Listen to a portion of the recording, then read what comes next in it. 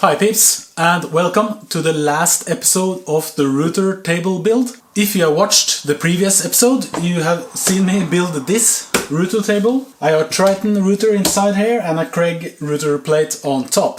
I also built this start and stop button, and I made some marking plates on the drawers. I have installed these T-tracks on the top and in the fence. In this episode, where I'm going to finish up this build, I want to first laser in some marks in the top here, because I want to be able to see when the fence is in a straight line from the center of this router hole. So I'm going to make marks on the sides here, a little bit up here, with approximately half a centimeter in between the marks, and also on the other side.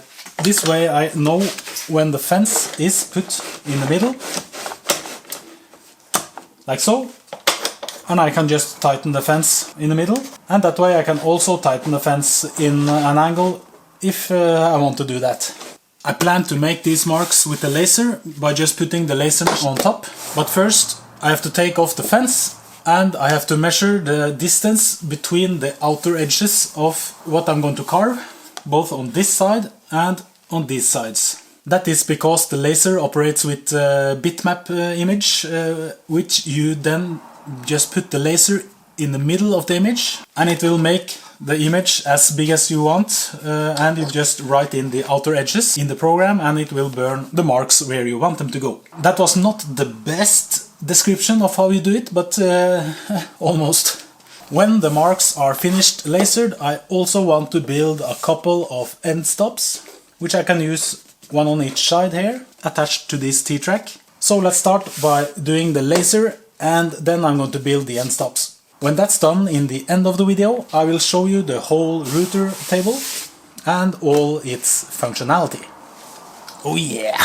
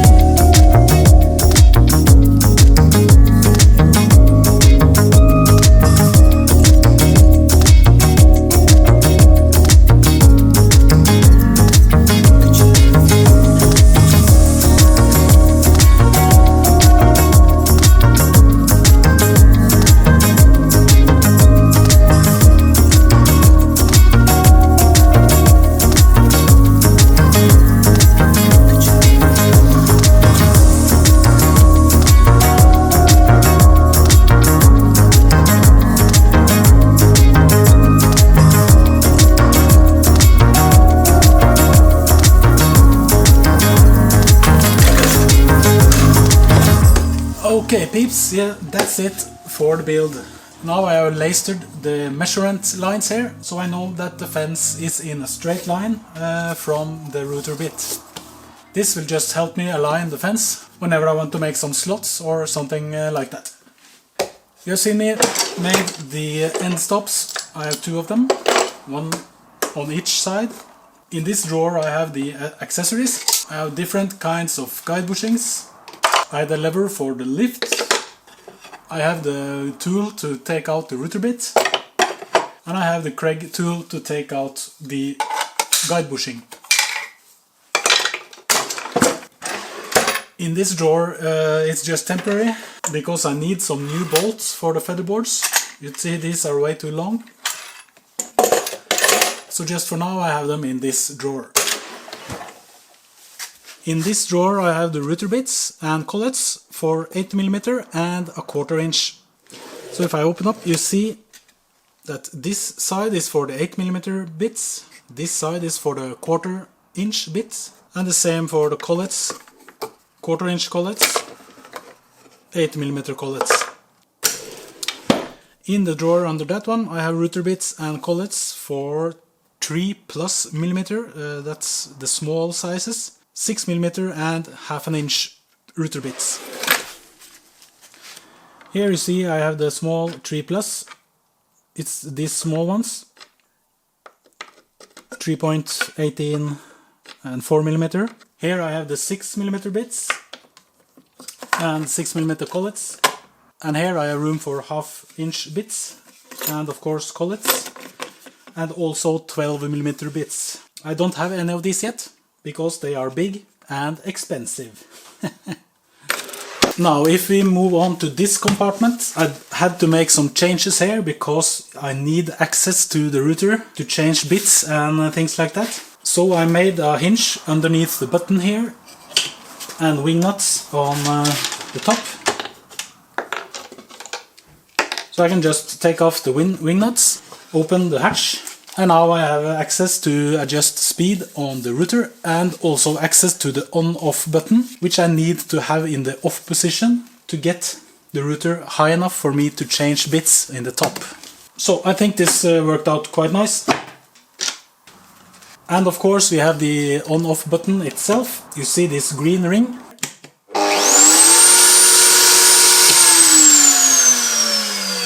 And start the router inside this hole, and you can stop it pushing wherever you want on this red stop button.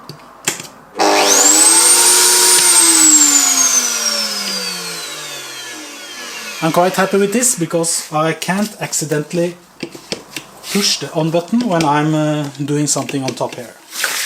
If we move over to the bottom drawer,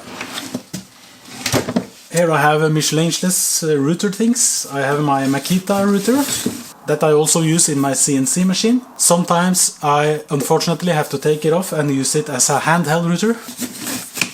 But I hope that can change now that I have gotten this Bosch 12-volt handheld router. It has a 12-volt battery that goes in here, and it's very handy, small, easy to use. It doesn't have the speeds you need for advanced router work, but for things I do, this is plenty and I like it a lot. Here I also have bits and pieces for the routers and CNC machine.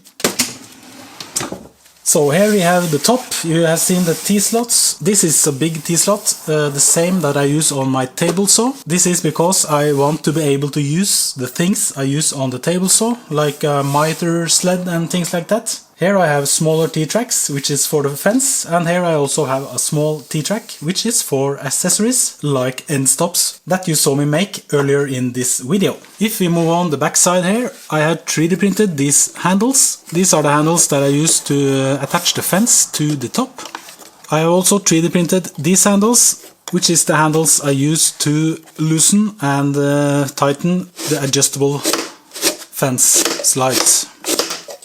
These are adjusted by the size of the bit and where the fence is according to the bit, because I have dust extraction inside here. Okay, let's move to the dust extraction system. I have this 100mm hose or 4-inch hose coming from my dust extraction system. Just goes into the main compartment where the router itself is. And also going into the same compartment is this 63mm hose, which is attached here with a hose clamp and goes up to the 3D printed adapter you saw me install in the back of this. I have tried this dust extraction system a couple of times now and I'm very happy with how it works. It's recommended.